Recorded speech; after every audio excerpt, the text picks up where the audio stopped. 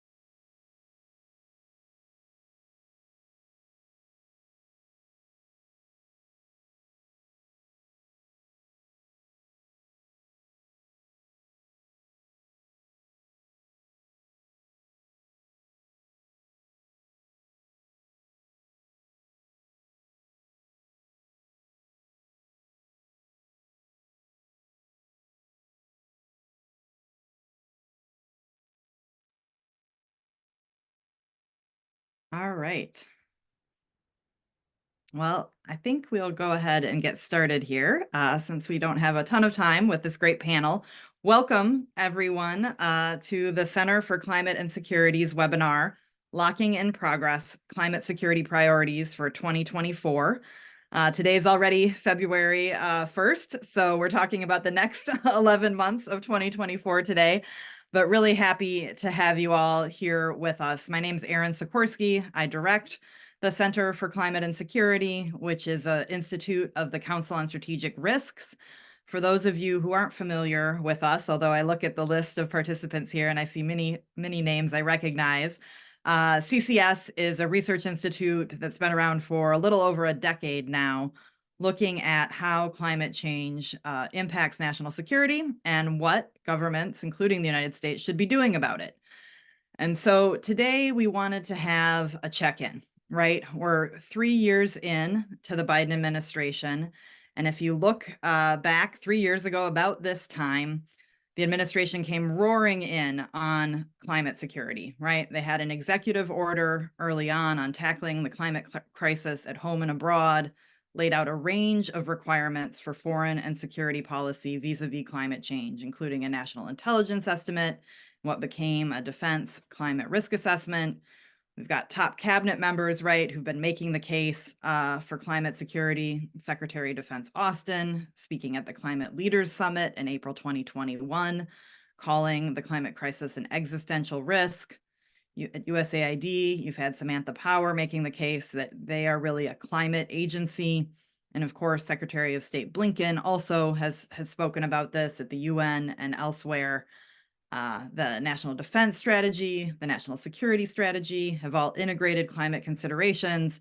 There's a whole bunch of other climate security policies that have been taken up across the executive branch in the past 3 years, and I know our fabulous panelists are going to speak to that today. But now we're in the last year of this presidential term, and the question of sustainment and integration is top of mind. We see every day that the security impacts of climate change are only intensifying, right? Don't need to tell this audience that last year was the hottest year on record by quite a wide margin, leading climate scientists to say they were gobsmacked, I believe was the term, by how hot it was. As just one marker of the trend that we've been looking at here at the center, we've got a tracker of the Military Responses to Climate Hazards tracker we launched last summer. And we've been tracking hundreds of military deployments in the wake of floods, fires, and droughts in nearly 70 countries in the time that we've been tracking. So clearly there's no time to waste. And we need to think about, frankly, the less perhaps forward-facing work of integrating and maintaining and securing the progress that we've done thus far on climate security. So it's time to move past just the public statements, right? But how do we really lock this in, as the title of the webinar suggests? So that's what our panelists are going to speak about today. And I'm really excited about this group that we have. They have deep climate security experience, deep experience working in the US government, the scars to show it, I imagine, across the Defense Department, Department of State, and USAID. I'm going to do a quick round of introductions, remind you of some logistical things, and then we'll get into this conversation. So today with us, we have Dr. Tegan Blaine, who is the Director of Climate, Environment, and Conflict at the U.S. Institute of Peace and the former head of the climate team at USAID's Bureau for Africa, among many other things. We have Dr. Frances Colon, who is the Senior Director for International Climate Policy at the Center for American Progress and former Deputy Science and Technology Advisor to the Secretary of State. We also have the Honorable Joe Bryan with us, the former Chief Sustainability Officer and Senior Advisor for Climate to the Secretary of Defense, as well as Mr. Richard Kidd, the former Deputy Assistant Secretary of Defense for Environment and Energy Security.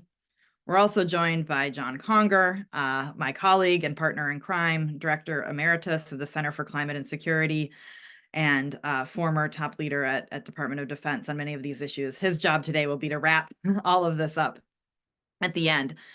So logistically, just a reminder, today's panel is on the record and it is being recorded. We will have time for audience questions at the end, and you'll be able to submit those questions through the Zoom Q&A portal, which hopefully at this point, many of you are very familiar with, and I will be asking those questions. So enough from me. You're not here to hear from me. You're here to hear from our experts on the panel, and we're going to move through, just a handful of different questions here. But the first thing I want to ask this group is, as you look back on the first 3 years of the administration, what policy interventions or practices would you say have made the biggest difference toward tackling climate security threats? And first here, we'll turn to Tegan to kick us off.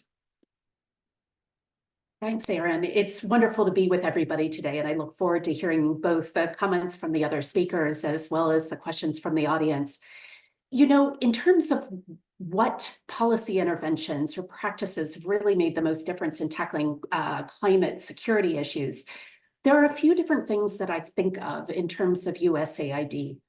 USAID put out a new climate change strategy early on in the administration, and I had been involved in developing the first climate strategy, almost 15 years ago, and there were significant differences. One of the things that I thought was most incredible about the new strategy was a refocusing of USAID investments to really tackle systemic or transformational change.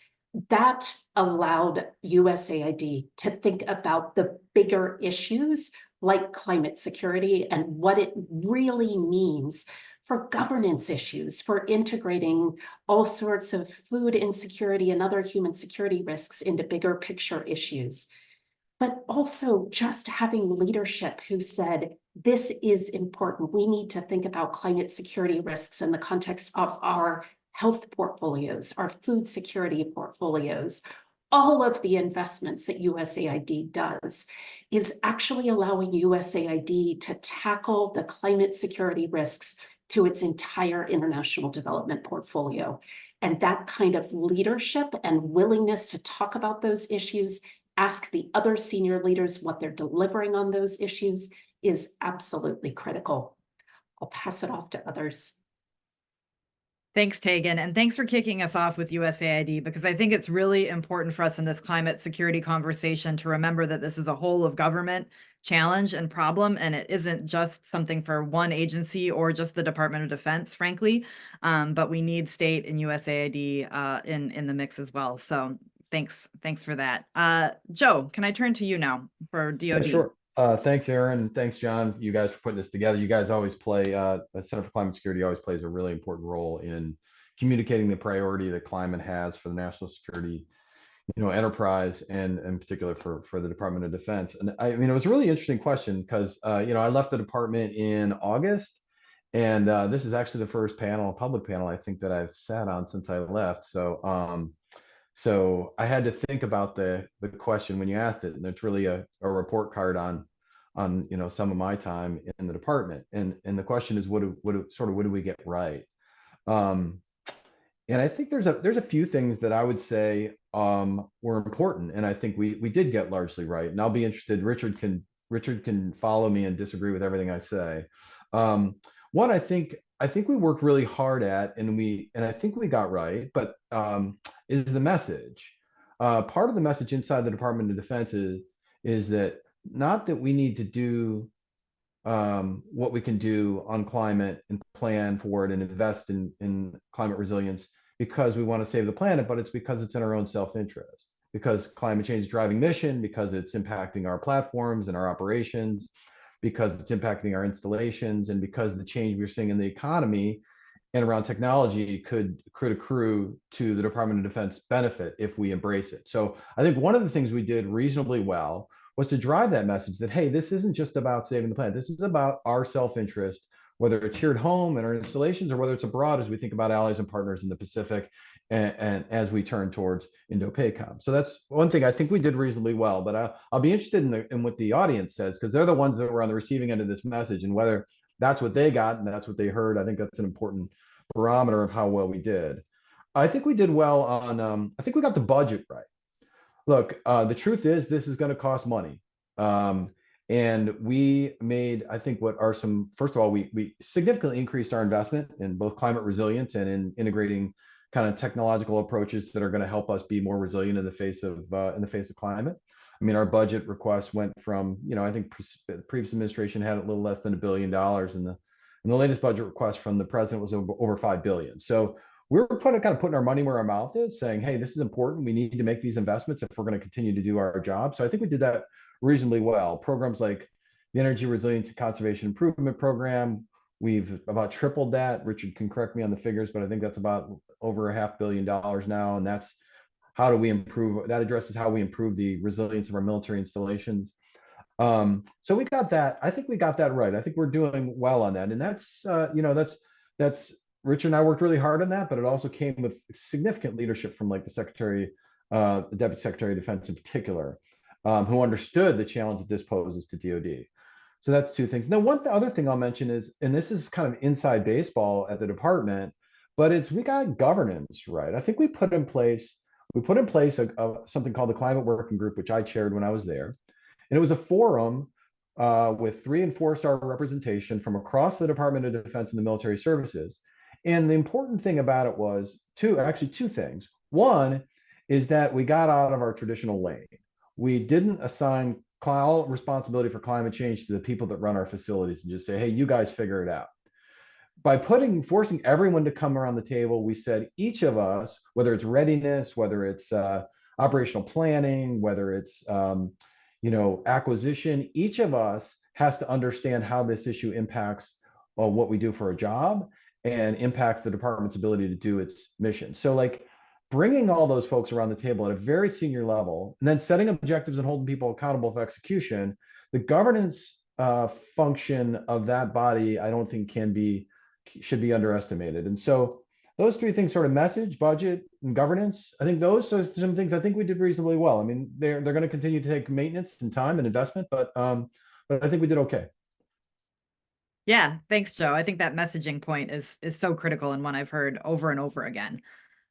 Richard. Hey, Aaron and John, thanks for organizing and thanks for all you do at the Center for Climate and Security. To all the other panelists, thanks for being here today and for sharing your insights. Joe, thanks for using all my talking points, so my remarks will be exceptionally short. So look, to Tegan's point, so I was the career senior executive that was supportive of Joe and his role in trying to get all the levers inside the Pentagon aligned and moving forward. So to Tegan's point, first of all, inside the Pentagon, I would say we did have great leadership in Joe Bryan and in his two principals that he advised, the secretary, as well as the deputy secretary, Dr. Kathleen Hicks. So we had great top-down leadership and guidance, which allowed us to grow the budget, allowed us to put in those governance structures and all the other things that Joe mentioned. So just to add, agreeing with everything Joe said, just to add a couple of points from my perspective, I think the department also got a strong policy foundation articulated and codified in a series of documents. So the department wrote the Climate Adaptation Plan, which was held up as a model by the White House. And it was an adaptation plan that didn't focus just on infrastructure, but on 5 lines of effort: how the department makes decisions, so climate-informed decision-making, personnel and equipment, they've got to be prepared for a future, infrastructure, the supply chain, and then partnership. So it was a very comprehensive document in terms of an approach to adaptation. It wasn't just infrastructure alone. The department published a greenhouse gas reduction plan as called for by Congress, which is really a mitigation strategy. And that mitigation strategy is aligned with the department's mission. It's not about, the department is going to have Department of Defense is going to really have a hard time getting to net zero, right? So defense is a hard to abate activity. But the good news is we can, reduce a significant portion of those emissions while adding capability to the department. So we have this strategic vision that says, hey, we can do both, at least up to a point. And so that's good. And then the operational energy strategy was also part of that policy foundation. So between those 3 documents, I think the department has a good set of guidance documents to make decisions over time under conditions of uncertainty. So those would be the things that I would mention. And then just last, in terms of, there's also, in addition to the infrastructure investments and others, there was a significant increase in research and development. So there's 2 programs in the department. So the CERTIP ESTC program, which looks at primarily at installations, and the Operational Energy Capability Improvement Fund and Operational Energy Prototype Fund. Research and development activities have expanded dramatically and are starting to take a look at some of the lesser recognized climate impacts to the department, particularly wildland fire, extreme drought, heat, how these all converge together. So, and that research is extremely valuable, not only for the Department of Defense, but other federal agencies. And one of the tools that was developed, the DCAT Defense Climate Assessment Tool, the models and some of the approaches were adopted by the administration for planning of infrastructure investments. And that tool is also shared with allies and partners as a means of foreign engagement. So everything that Joe said, plus policy foundation, plus research and development. Thanks, Richard. No, that's great. And I think you highlighted too how DoD really led the way across government, right? And set the standard in some cases with the adaptation plan and with allies and partners, which I think is really important. All right, Frances, over to you. Thank you. So as a member of the think tank climate non-government community that's been observing the administration and pushing the administration to do more and do better all the time, I have to say that the efforts at USAID with Prepare and the plans and at DoD, and we've had several roundtables with folks at DoD to talk about these specific plans and just it is certainly highlights of where we made the most progress and where we were extremely pleased to see the administration really lean in. So I'm glad these are exactly the panelists that are here today to talk about this. I would say that maybe taking the lens of climate security to how the US has showed up in the climate security conversation globally in this administration. I want to highlight that from the beginning, the message that was sent to the world was, we are back. We are back in the Paris Agreement. We are back in climate leadership. Look at what we're going to do in our agencies. Look at our executive order on climate security. The fact that root causes of climate migration were mentioned explicitly, for example, in that executive order for Latin America, that was huge for the community. And just naming Carrie to the role of our climate envoy to the world, which really pulls together diplomacy, security, all those themes. I think yesterday's news of Podesta taking on that role sort of does that as well. But I think when the US showed up to the loss and damage conversation in a proactive way at the climate negotiations and said, yes, we are going to help move this process forward because we understand that climate security is also how we help nations that are undergoing extreme climate impacts in their process of rebuild. Not adaptation, it is how you come out of extreme impacts, how you rebuild, how you put communities back on their feet. That was a big deal in terms of how the administration showed up. And that had a lot to do with the community weighing in. Finally, what we achieved last November with these US and China at Sunnylands, and that statement of how the two largest emitters are going to retake and re-energize and revitalize their cooperation on climate, given what we all know is a closing window for climate action, and how this has a tremendous impact on climate security for the world. I think those things to me highlight the areas where the administration really, over the last 3 years, some things we were very expedient on, and some things took a little longer, but it shows where we made the most progress and where we told the world we were serious about climate security. Excellent. Thanks so much, Frances. And thank you for bringing up both the climate finance piece and the diplomatic piece with China. I think that's really interesting to think about. I'm going to be turning to you again. Now we're going to reverse the order for the second question. But the second thing that we asked the panelists to think about was, thinking back, what was your greatest climate security related concern at the beginning of the administration? And as you think now over these 3 years, how has it changed?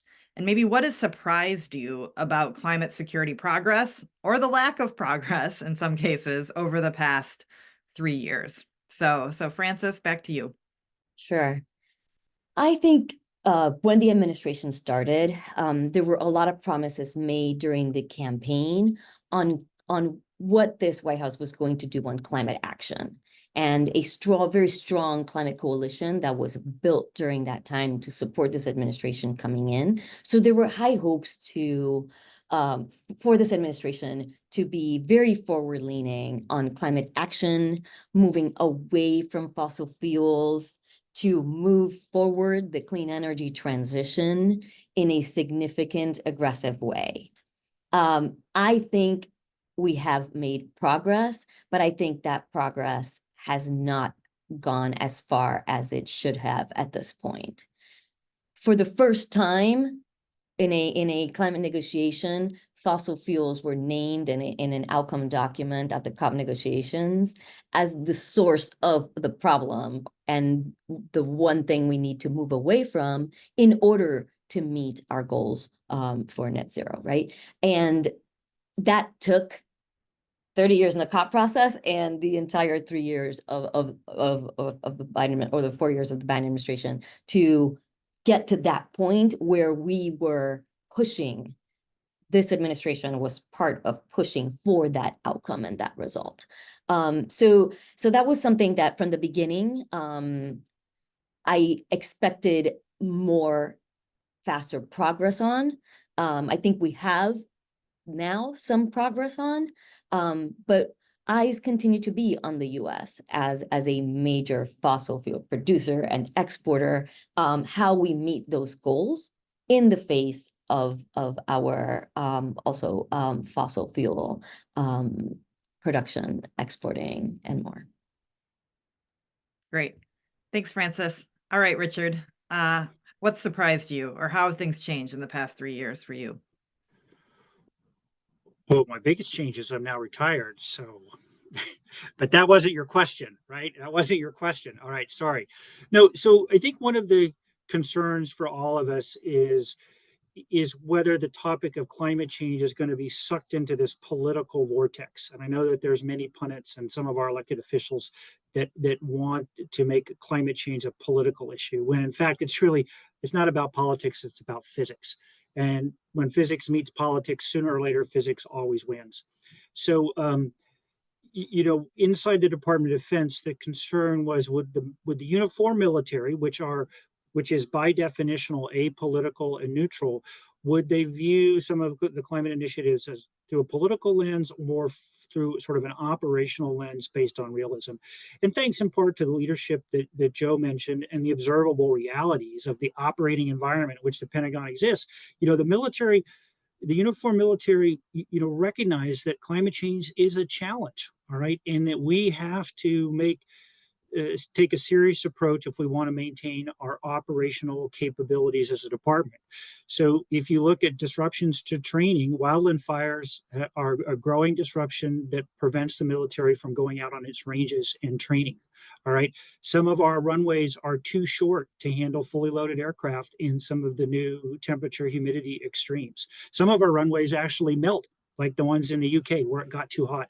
So the uniform military is looking at the climate issue through the very practical lens of how do we succeed in our operating environment today and in future scenarios. So I think that was a very positive development. Anecdotally, I've heard some things like, a 3-star Army general, sort of an alpha predator within the department's hierarchy, say, we have to address climate in Africa if we want to, succeed in our mission. And oh, by the way, my sons and daughters won't let me get away if I don't, right? So there's really this notion of being concerned about the future force as well as the future generation. So that was things I would say would be positive. My concern going forward is if you pick up business literature about organizational change, most organizational change efforts fail. Those that succeed require about 7 years of continuous CEO top-down attention. All right. So even though there's been a solid budget foundation, that there's been a solid policy foundation, that there's been a cultural change across the Department of Defense, absent that sustained leadership for another 3 to 4 years, we cannot take for granted the successes that we've had today. Excellent points, Richard. Thank you. Joe. So Rich, first of all, Richard said really well said and dead on. I'll go back to thinking about, and Richard was preceding. So Richard was career in the department, right? So he was there. He's been there since he and I worked together when I was in the Obama administration, going back to 2014. So he's really seen a lot of this over time, and I think his points are really well taken. When I came back into the department and at the beginning of the Biden administration, I kind of took this job. I had a couple of things that I was I thought we would have to work really hard on. One is this idea that pigeonholing the issue of climate change into those folks who work on installations, construction projects, right? And traditionally, climate change has been in the realm of the folks, energy installations and environment people. And in order for us to really, one, acknowledge the impacts of climate to the whole of the department and our missions, and then two, to act on that, we needed to bring other people to the table and have them take this on as part of their portfolio. Because you don't get anywhere without the acquisition folks in the Department of Defense. You don't get anywhere without readiness people. You don't get anywhere without the uniformed military who work on missions every day. And so I was worried about that sort of pigeonholing. The second thing I was concerned about coming in was the posture that the United States had taken previous to the Biden administration coming into office. And that posture putting us at a significant disadvantage when we think about the energy transition and some of the technologies that we're going to need to incorporate into platforms to make them more resilient, make them more capable in the face of not just the climate threat, but the competitor threat from China and elsewhere.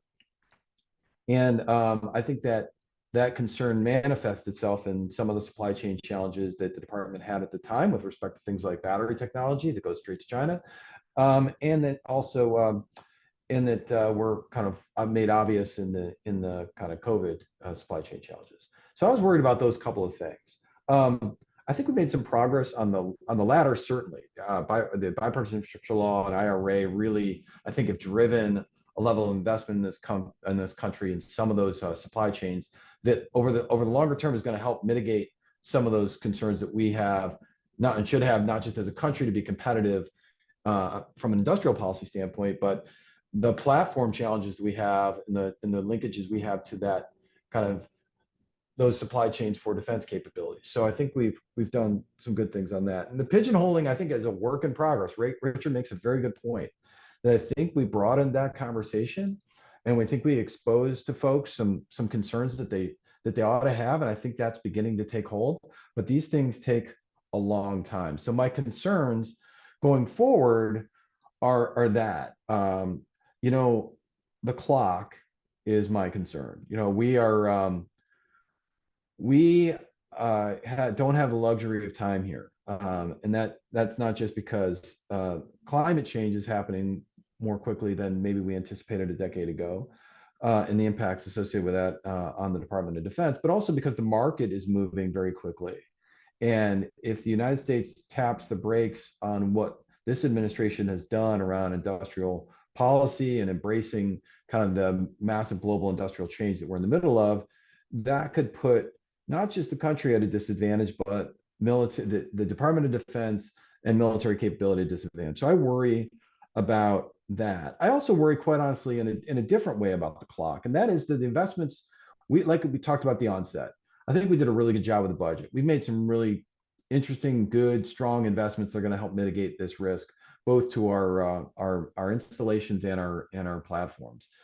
But the investments that we've already made, even before we got here, going back a decade, are pretty sticky. So the ships we bought are the ships we bought. The airplanes we bought are the airplanes we bought. And so those are going to be challenged as we move forward. We're not just going to be able to have a wholesale turnover of our destroyer fleet or of all of our transport planes. And those things are built to operate in their conditions that we did not anticipate when we bought them, some of them 50 years ago. So I worry about the stickiness of our investments, understanding that we're going to make change over time. And that's not something we can really control. And then finally, and then I'll shut up. Richard alluded to this. I worry that that domestic politics around climate are gonna give us pause and are gonna hamper our ability to do the things we need to do as the Department of Defense to not only mitigate the climate risk, but to be our best and most capable force. And that means not just our platforms, but it also means looking at the Indo-Pacific. One of the things and the strengths of the United States is our allies and partners. And what I know from interacting with a lot of those allies and partners, small island nations in particular, when I was at COP last year, is they care about this issue. And they're going to talk to the partner who also cares about it. And if the United States decides that we no longer care about this as a government, that's going to create a challenge for us in the most important theater facing the next generation of military in the United States. So I worry about that. Domestic politics defining an alternate reality that ultimately impacts our ability to compete both militarily and industrially globally. Yeah, absolutely. That geopolitical question, I think, is a big one. And your point about time scale and time horizon also is well taken. Tegan. Just as a little bit of background, you know, I had worked at USAID in the Africa Bureau working on climate change for over a decade, and then came to the US Institute of Peace near the beginning of this administration. Soon after I got here, I was approached by the US Africa Command that was increasingly talking about climate security and saying, we're trying to figure out what that means and what it means for what we do. And, you know, I think at the time I was really concerned that climate security as a concern or as a set of issues would continue to be restricted in a more security-oriented space. And coming from an institution like USAID, I was already beginning to think quite a bit about the connections between human security and how that translates into recruitment to armed and extremist groups, how it begins to influence migratory and displacement patterns and what that might mean for security issues, how it can undermine trust in governance if governments can't respond to those human security issues. And I wasn't sure whether the definition of climate security would grow big enough to really understand all of those interlinkages and focus on how human security contributed very directly to security issues that were relevant for the United States and for our partners. That is one thing I've really seen shift over the years. I've seen partners like the US Africa Command think about the interlinkages between all of those issues. I've seen the community all around the US government begin to understand climate security as something that links a whole variety of human security issues to what we normally, traditionally have thought of as a security portfolio. And I think that is enormous progress in terms of supporting how we think about climate security and what the US government should be worried about and doing in this space over this time. The other thing that came up for me early on, especially coming from a USAID background, but beginning to work with the US Africa Command, was how different agencies would work together in this space. Because as the AFRICOM began to talk about climate security in a more expansive way, it immediately led to what kinds of partnerships or engagements they ought to have with USAID, with the State Department, how they ought to think about their role within the US government space. And the fact that those conversations are now going on and that there is a 3D conversation around climate security that involves the DoD, USAID, the State Department, and a variety of other agencies in that conversation, I think is absolutely critical. What if these are going to stick? You know, when an administration shifts, it's hard to say. But I do think that the understanding of climate security and this much more expansive way of thinking is going to stick. What does it mean for the partnerships between the agencies that I think are still quite early in development? There's a lot of work that still needs to be done there to figure out roles and responsibilities and how they can effectively collaborate and so on. That I wonder whether we really need to push progress in terms of that collaboration and cooperation so that we have those established kind of new thinking patterns and engagement patterns. You know, going back to what Richard said about organizational change, taking 7 years of sustained engagement to make that happen.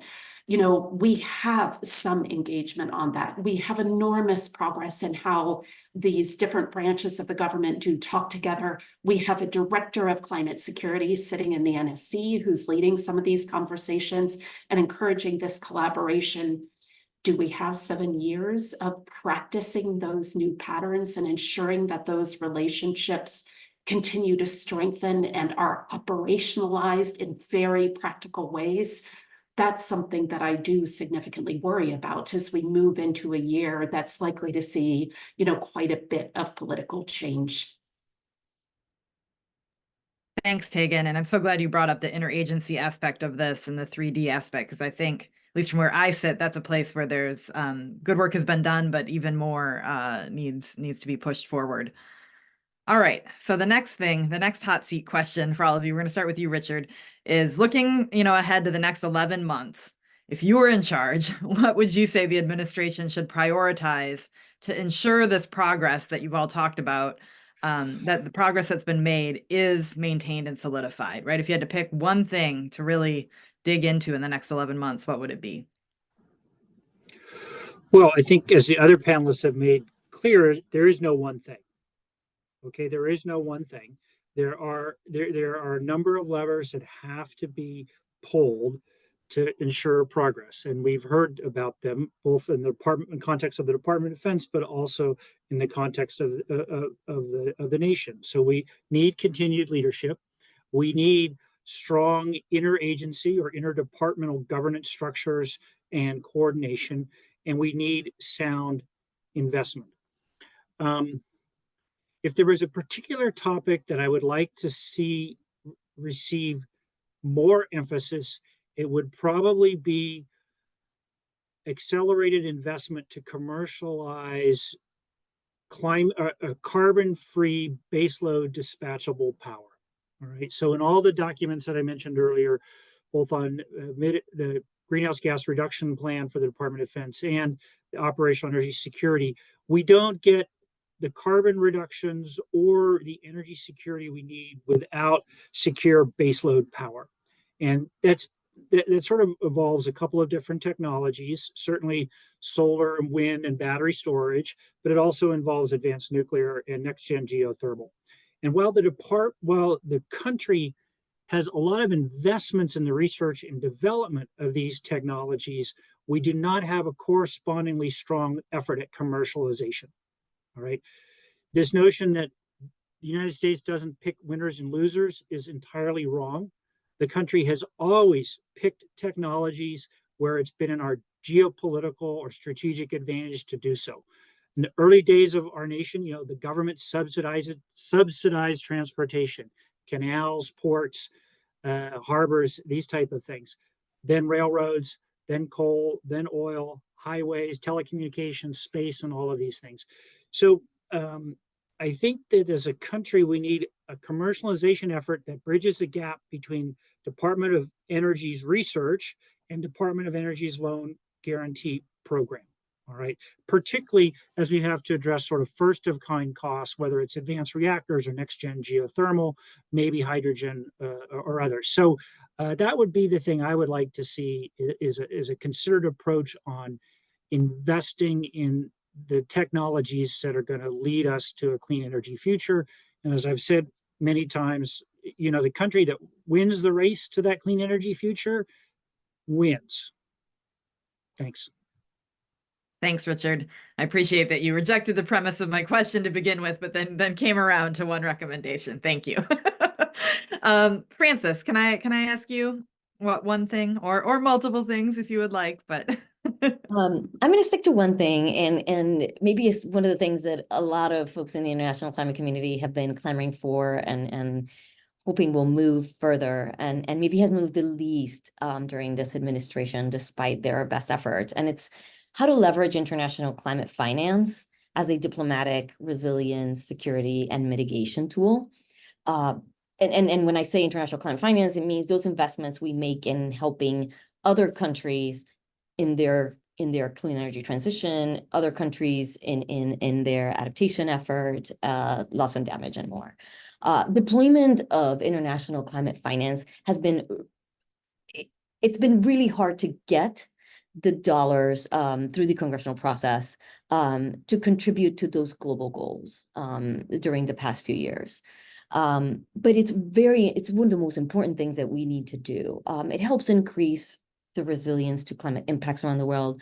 It decreases emissions through mitigation projects. It strengthens, and here's a big one, our diplomatic ties with other nations.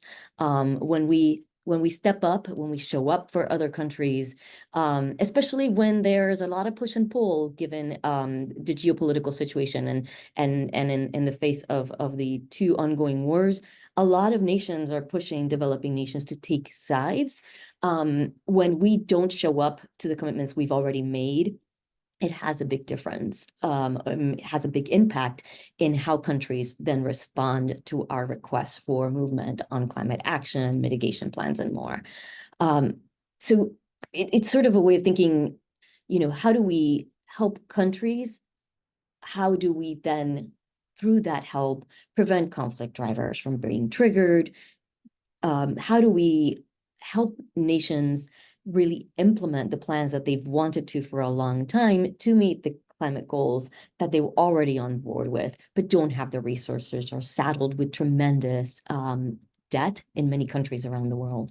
And to do what we have all agreed we need to do by 2050.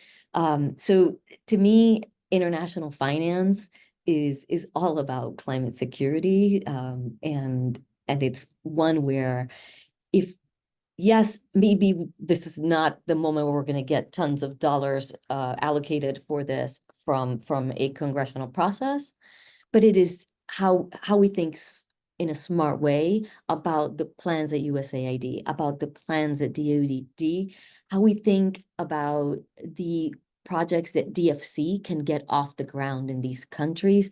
Those are dollars that we do have, and they need to be invested in a smart way to really show up for these countries. Excellent, Francis. My team's going to think I planted that answer from you because I talk about this all the time, but I'm glad you brought it up and you said it better than I could. All right, Tegan, over to you. Quite honestly, this is going to be a completely non-sexy answer, but I think one of the most critical things that the administration can do is embed an understanding of climate security risks into all of our risk analysis and strategic decision making.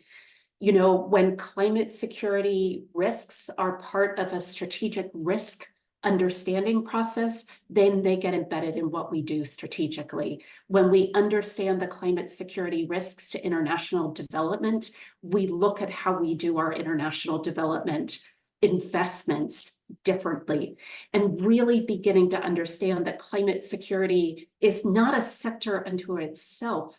It's an understanding of how the world is shifting in really critical ways. And we need to have appropriate intelligence. We need to have appropriate understanding of some of the linkages and that are affecting how we think about doing business. And that needs to be embedded in our strategic processes from the get-go. That kind of thinking will guide the DFC investments. That kind of thinking allows the DoD to think strategically about the technologies that it invests in the future. And that's not easy to do. You know, USAID has been trying to integrate a climate lens into its programming assessments for years now. And, you know, that's the kind of institutional change that is hard to embed, especially when people are dealing with massive different and disparate priorities, when they're dealing with a field that they don't necessarily feel comfortable with and don't understand how information from that field needs to be embedded or can impact the issues that they care about most. And that is an institutional change that is going to require enormous political will, intelligence, information, processes to be done differently. But that embedding that kind of understanding of climate security as a strategic risk to everything that we do is going to be critical to really changing how the US government makes decisions and how our partners make decisions about what's important to them, where investments ought to be, what their responses ought to be, and so on. Yeah, absolutely, Tegan. I agree completely. We had something when I worked in the intelligence community we called a key assumptions check, right? To make sure that those underlying unsaid assumptions in your analysis were still held, and climate just throws all of those assumptions out the window. And so you're right. Bringing that in, integrating it is so important and so challenging. Joe. So I'm going to say two things because Richard opened up the opportunity to do more than one. So first, I think we've all talked about, each of us on the panel have talked about the overriding politics of this situation, right? We're overriding politics of this discussion around climate security, and we're in an election year, no avoiding that, and this is going to be an argument that's joined this year. And so what I would say is, don't allow the polarization to keep you from talking about it, number one. And number two, I wouldn't accept reject the premise of the argument that somehow there's tension between what's good for climate and what's good for national security, what's good for the military's mission. Because that is a premise that is fundamentally flawed, and we don't need to accept it. And I think we need to communicate to a lot of people who may be, persuaded by one side of the argument, to share with them the facts that climate change not only impacts our installations and our operations, it creates demand for military missions. It puts people in harm's way when you have to go out to respond to instability or to conflict over resources.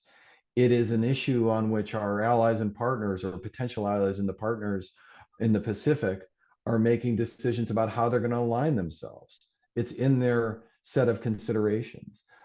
It is core to our ability to compete globally, not just on industrial policy, as we've talked about, but on building the kind of alliances that we're going to need to to take on some of the geopolitical and geostrategic issues that we face. And so reject the premise of the argument that there's a tension here and assert the facts of the argument, which are that this matters to the core of national security, and it fundamentally matters to the military's capability and our ability to do our job.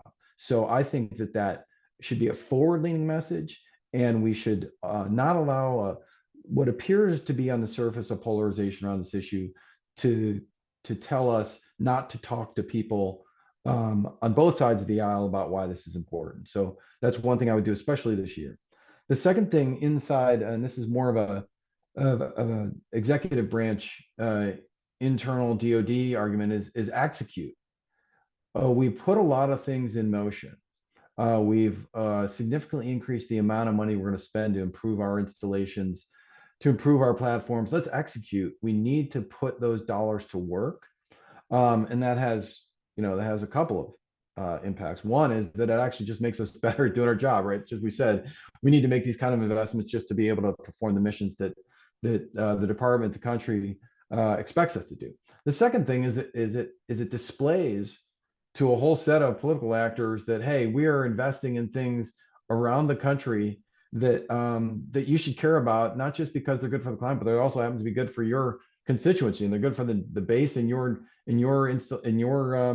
district. It's good for the communities that you serve, and so there's lots of reasons to support these kind of efforts. So I would be all over execution and to demonstrate not just the message that this matters, but also the message that, hey, we're putting people to work here too. Excellent. All four of you have just really hit the nail on the head, I think, on ways we can focus these next 11 months. I had one other question about identifying 1 to 2 important gaps, but I feel like you've already covered that a bit. And I see we've got questions in the Q&A already. So I think what we'll do is we'll move to some of those questions. And then if you want to, bring up some other gaps that you're thinking of in that discussion, we can do that. But I really appreciate all of you thinking very carefully about your answers here, because I think we got some really thoughtful and useful perspectives. So as a reminder to everyone, you can type your questions into the Q&A box for the group, and we'll move through those. The first question that we have here is on DoD climate change cooperation with foreign militaries, especially in Latin America. I think just kind of a general question about what kind of cooperation we're seeing, how that's working. So either Richard or Joe, would you like to jump in on that one? Richard, you may have some details. Look, one of the things that I would point to is, so I'll go back to what we started with. One of the things we did, I think, reasonably well is we put together a governance framework for the department and brought a lot of people to the table. One of the parties we brought to the table, and they were already doing some of this on their own, was the Office of the Undersecretary of Defense for Policy and elements within that component of the department. There is by congressional requirement, we stood up a Deputy Assistant Secretary, an office that deals with climate resilience globally. And so that's one of the offices at DoD that's actually focused on some of these international relationships.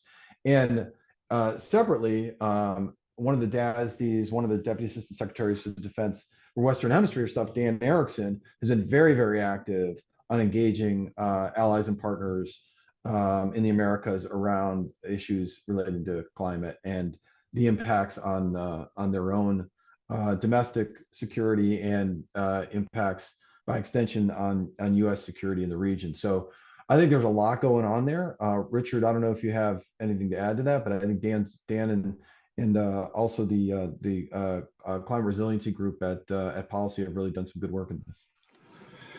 Yeah, thanks. So not to dodge the question, but most of my focus was on the Department of Defense itself, our energy consumption vulnerabilities, greenhouse gas emissions, and operational energy requirements.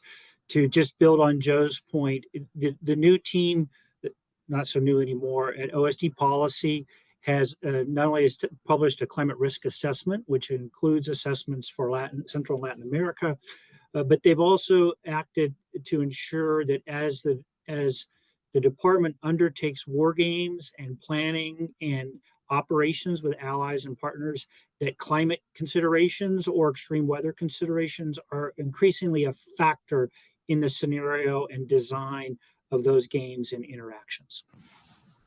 Thanks.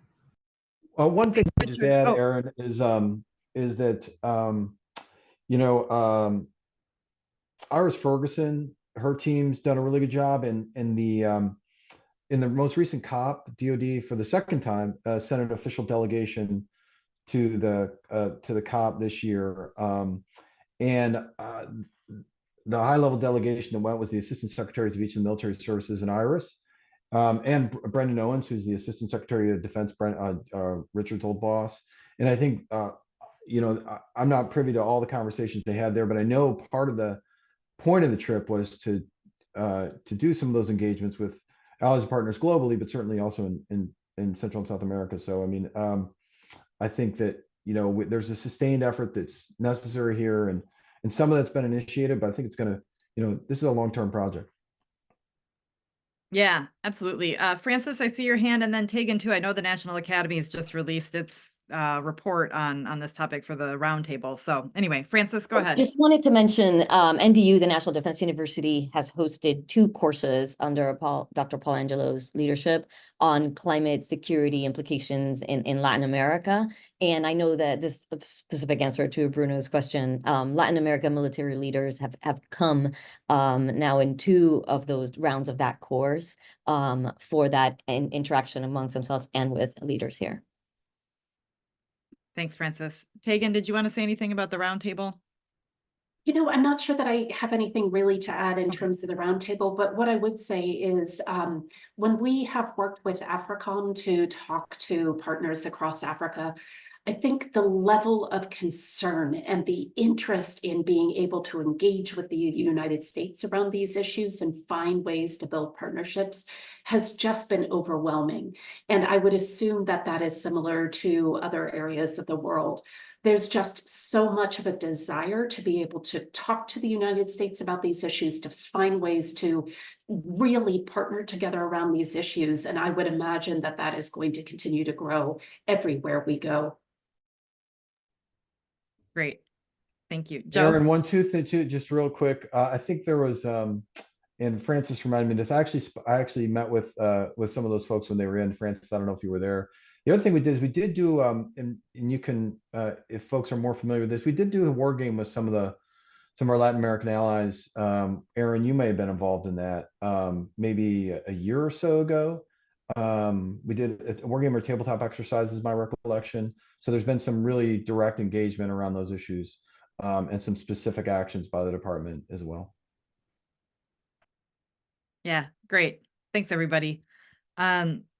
So let's move on to the next question here, which is looking at this question of partnerships again, and this idea of 3D that you brought up, Tegan, looking for some more specifics on how other USG agencies, non-governmental sectoral actors, or international actors, you know, can we cooperate with more in the upcoming year to advance the progress we've made? So maybe just if folks have some more thoughts on how that interagency process could work, or working, you know, internationally to focus on climate security. Tegan, can I put you on the spot? I see your head nodding. Well, you know, there are parts of the US government that have the mandate to work internationally, and parts of the US government that have enormous scientific expertise, technical, you know, data sets. NASA and NOAA have incredible data sets and so on. And so continuing to bring those to bear and to share some of the resources that we have overseas is always important. But I do think that it's also critical to support the development of, you know, NGOs, other research organizations that operate overseas and have a direct line to their own host governments.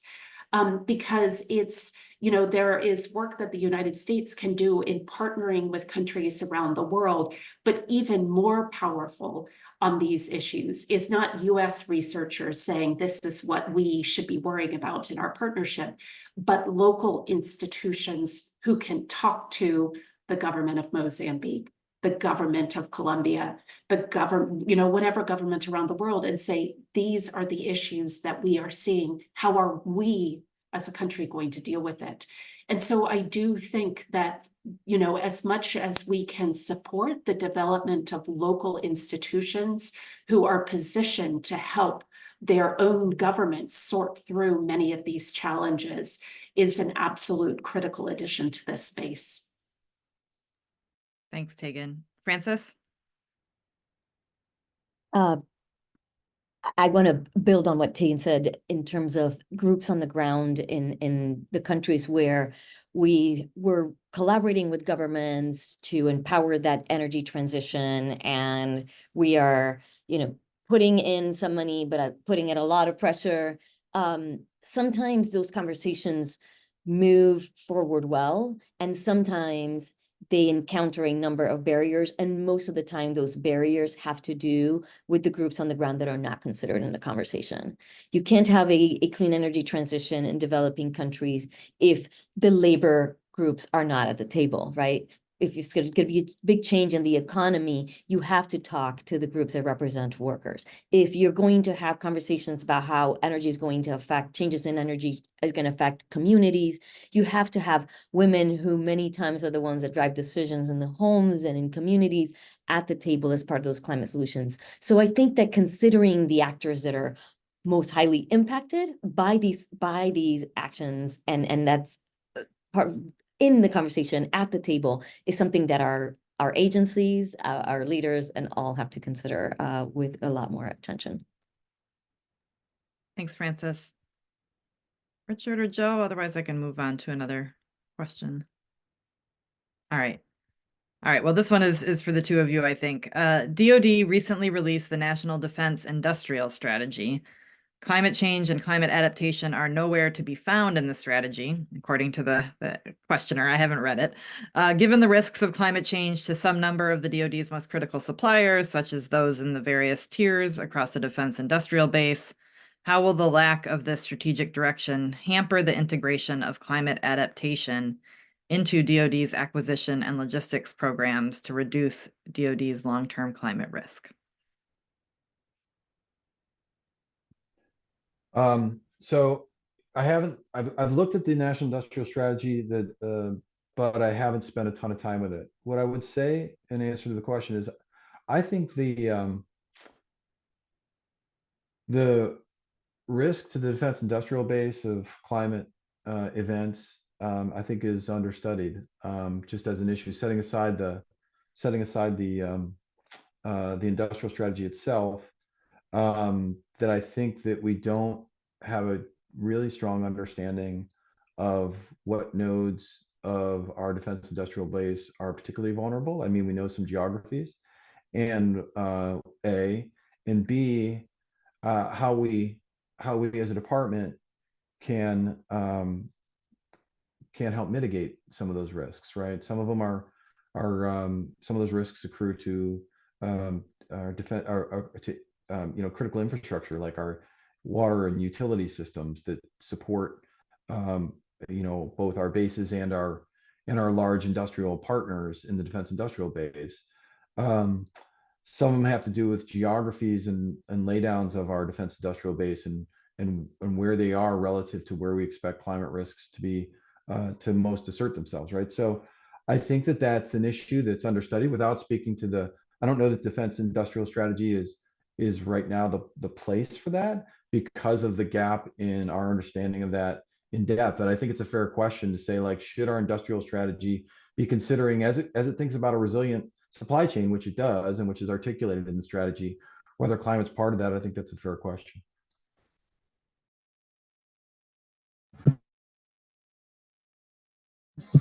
Richard? Yeah, so I have not read the industrial strategy. I should. If there is no mention of climate change or climate resilience, I would agree with the premise of the questioner that is unfortunate. I do know in the climate adaptation plan, as I indicated, there was a line of effort that took a look at supply chain. And so to Joe's point, climate change holds corporations and locations and communities at risk. And those risks have to be understood both for investors, customers, and other stakeholders. So for the Department of Defense, over time, we need all of our major suppliers to understand their climate-related risks and disclose those either publicly in some form of documentation to their investors or to us as a department.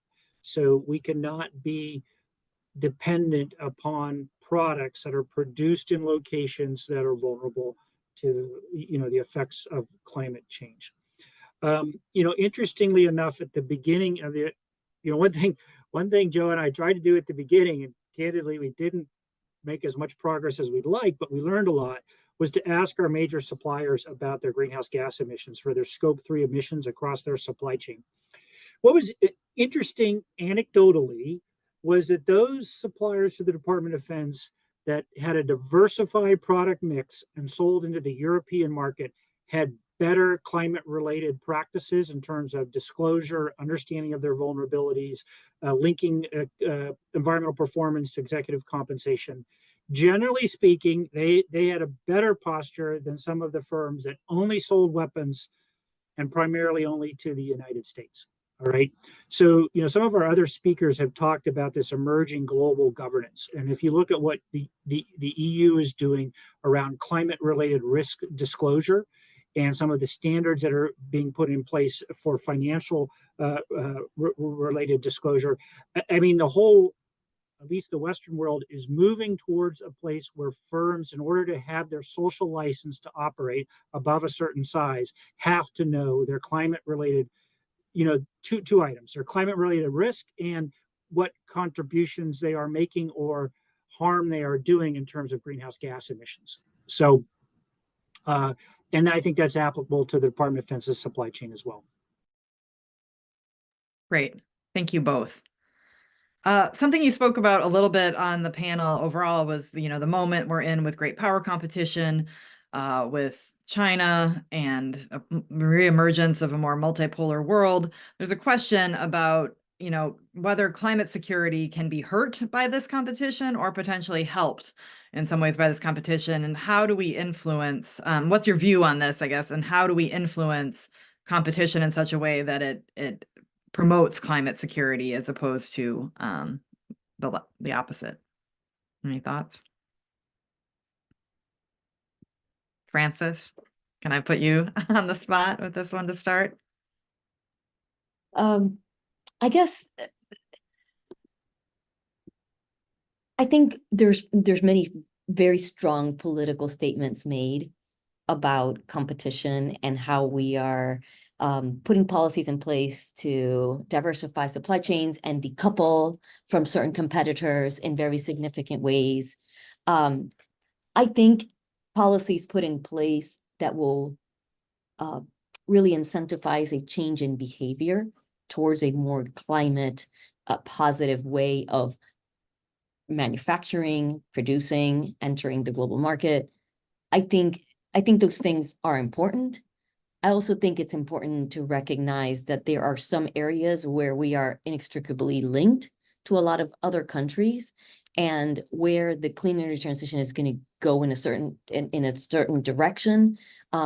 We are going to encounter some difficulties in having complete decoupling from certain supply chains and from certain competitors, and that the idea that we can find a way to cooperate along with that competition in positive ways and constructive ways that lead to progress in that transition for everybody, especially for countries around the world that may not have the resources, the means to do so in the timelines that have been laid out. I think it's important to recognize that those are all variables in this competition, cooperation, balancing out that our government and other governments are having to deal with.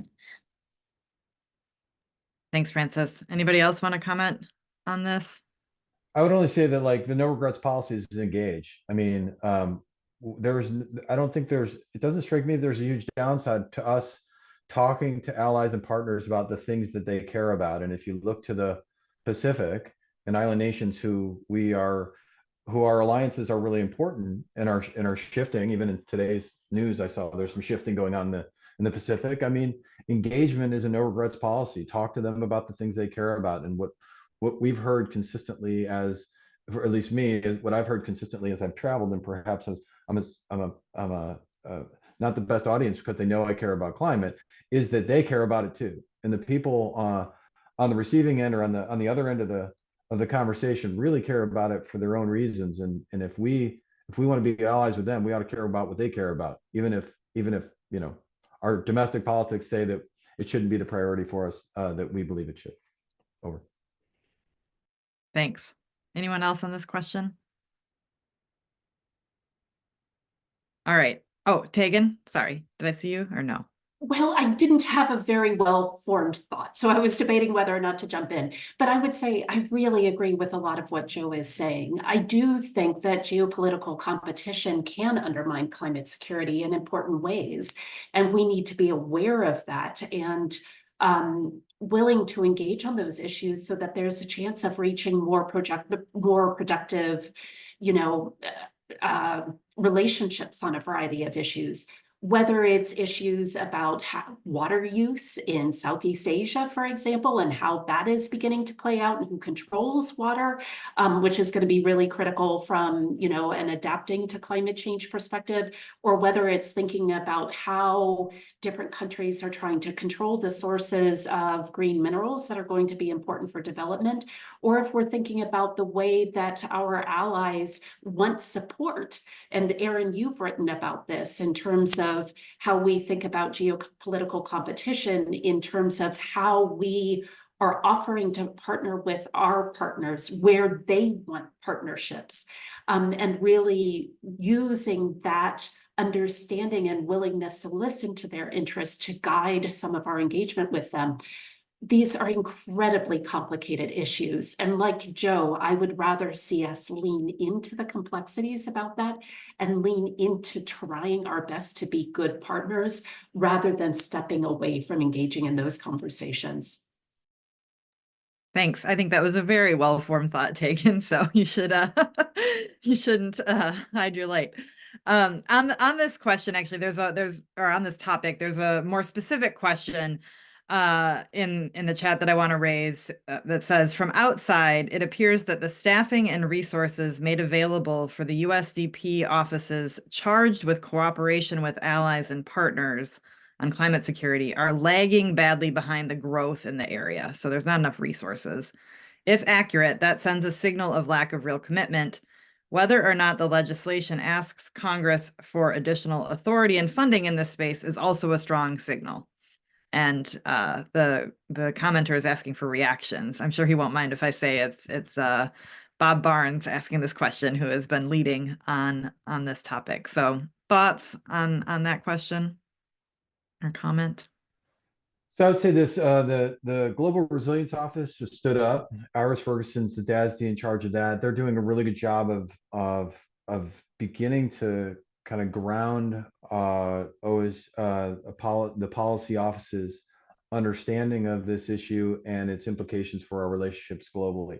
One of the things, Bob, that I think is important as we consider the issue of climate impacts on our relationships with allies and partners globally is that in some cases it's a question of people, and we've done some we've put some money in the budget, or when I was there, the department put some money in the budget to support staffing, for example, in the combatant commands to better understand and to integrate some of the climate considerations into what they're doing.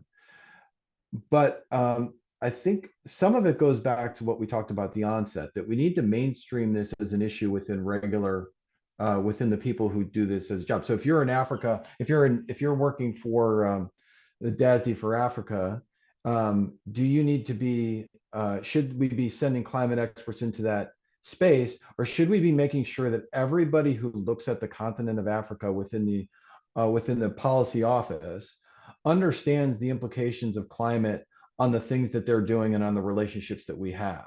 And I think there's a balance between having specialists in an area and having the generalists who generally staff these offices incorporate the importance and the impacts of climate on every conversation that they have. So I think that I think you need to probably do both. So you probably need more people, but at the same time, you need to really focus, I believe, on making sure that our professionals who are in those cores understand why this matters to them, their job, and the relationships that we charge them with the responsibility to maintain. Yeah, absolutely. And I would commend, frankly, DoD for some of the work it's been doing on the education and training piece to move that forward, especially DASD Caroline Baxter and the Office of Force Education and Training. We just held a conference last week at the Swedish Defense University, actually on this topic of climate and professional military education. And the U.S. Delegation was out in force and leading on some of these issues. But I think it gets back to Richard's point about the time it takes to build that transition as well. We're coming up on the end of the session here, and I want to leave time for my colleague John to provide some final remarks and reflections. But I want to ask the panelists real briefly, if you just have any closing, one closing thought you'd like to leave people with as we prepare for these next 11 months, and where we should focus. So I'll do a quick round robin, and then we'll turn it over to John Conger. So Joe, we'll start with you. Sorry, I don't unmute. Okay, let me think. I'd say, strap in, buckle up, and engage on this thing. This is a big year. It's important that we continue to talk about why this matters. And I think talk about it in terms that, again, don't accept the premise that there's some sort of competition happening here between what's good for national security and what's good for the climate. These two things are inextricably linked, and we can't allow a narrative that discounts that fact to take hold. I think it'd be a mistake. Thank you. Francis?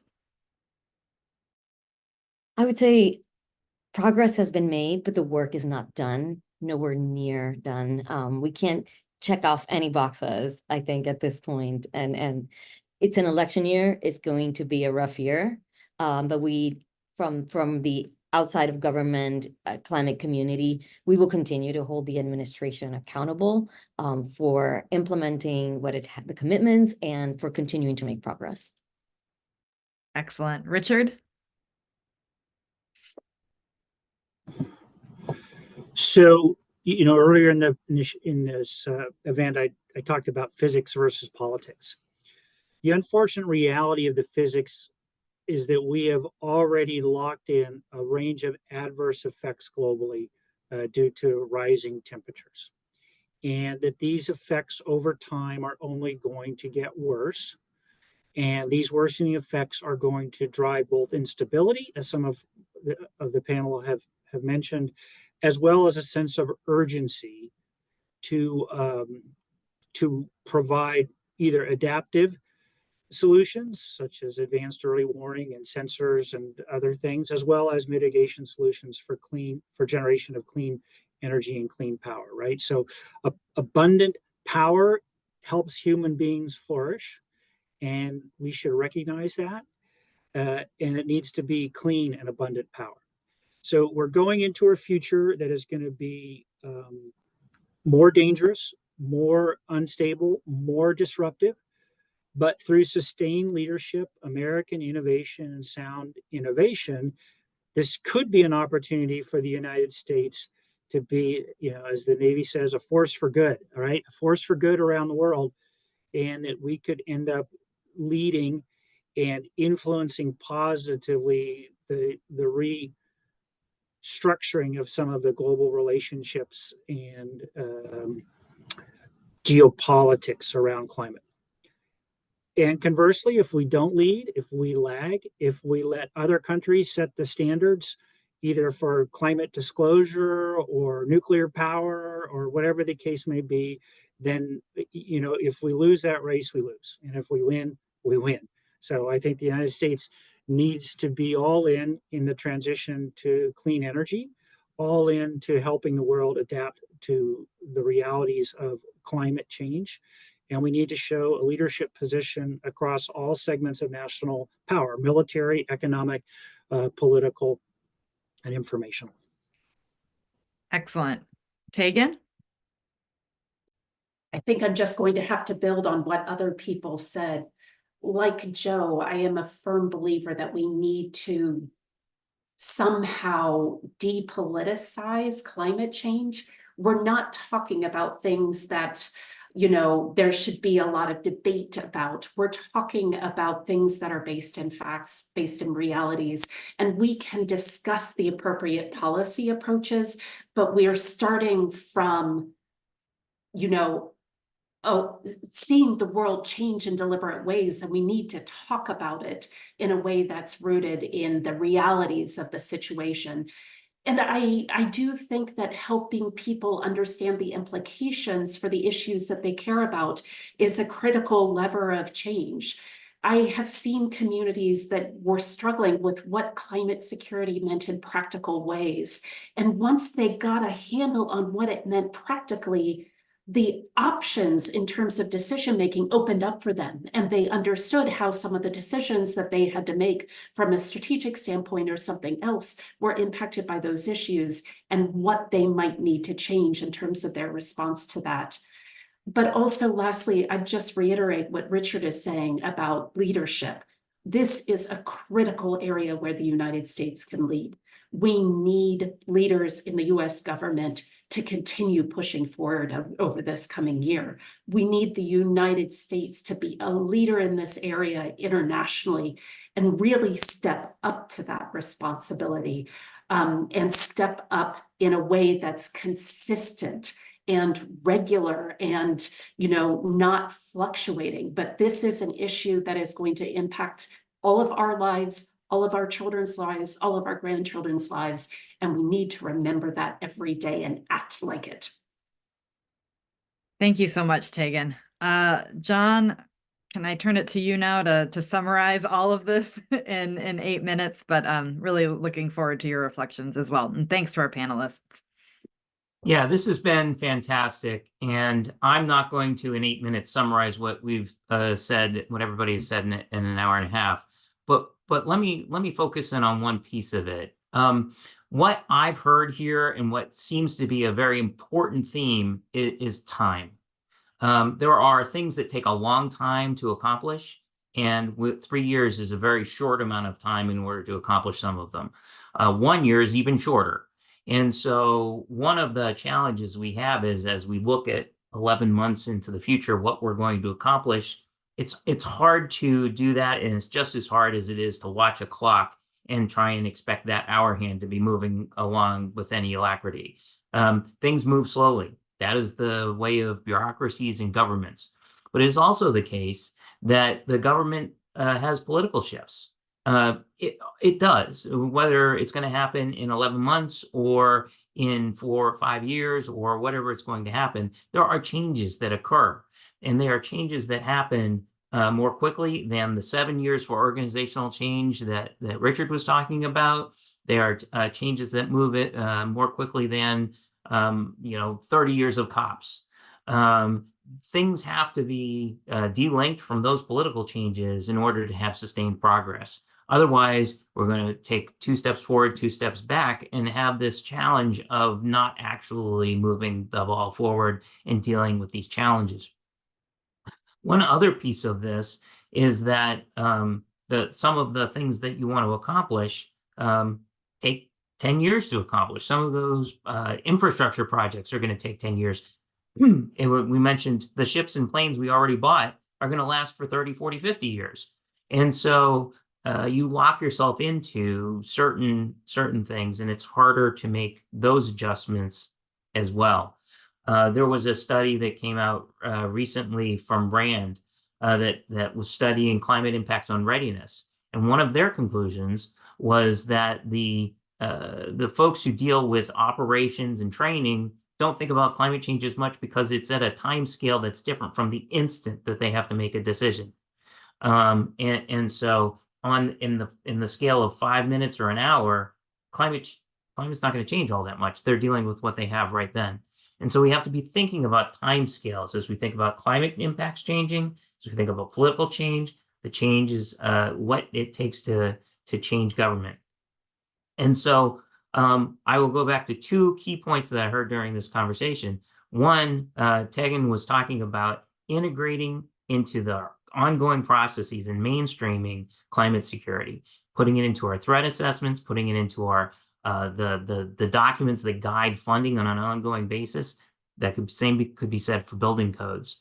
How you make those changes affects not just the sort of vagaries of politics, but it affects you for the long haul. The second piece that I think is important to take away is what Joe said on execution. I had Joe, I was moderating a panel a year ago that Joe was on about 2023. And I said, what should I expect in 2023? He said, we're going to sign some contracts.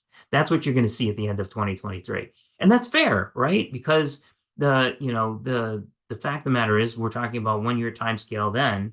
Now he's talking about execution. Well, once you sign the contract, you actually have to do what you paid for and see that progress come to fruition. I think that that's another piece of this. We're going to have a budget, maybe an appropriation in a month or two, that's the budget that was built 2 years ago. And the ideas that were come up with 2 years ago might get funded, in a couple months, and then we'll have 6 months to execute that. We're certainly not going to see this year's budget request executed in the next year. And so, so as we think about these things, what you can do is significantly affected by, those timescales as well. So anyway, I will sit here. It's been a great panel. The themes that we've discussed are very important. And what I heard again and again was there needs to be a way to de-link sensible climate progress from the political discussions.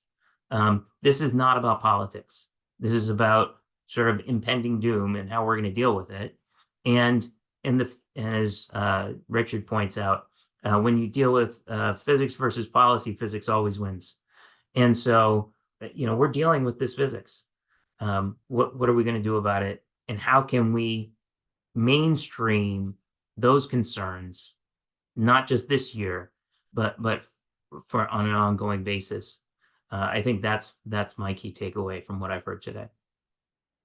Wonderful. Thank you so much, John. That was excellent. And I really appreciate it. I think I'll end with another point that Richard made is there are huge opportunities here for the United States and US national security as well, right? To really be a leader and step up. And I think to try and end on a somewhat optimistic note in a climate conversation is always hard, but I think we should keep that in mind that this is a way for the US to meet a lot of foreign and security policy goals by staying in front on this issue. And that will be critical in the next 11 months.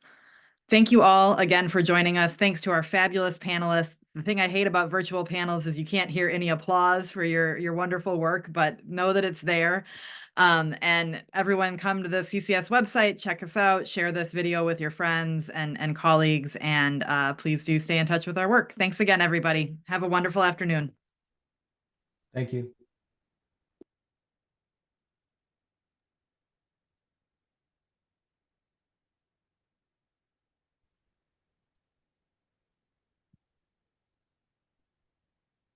Thanks all. Feel free to sign out. We'll be in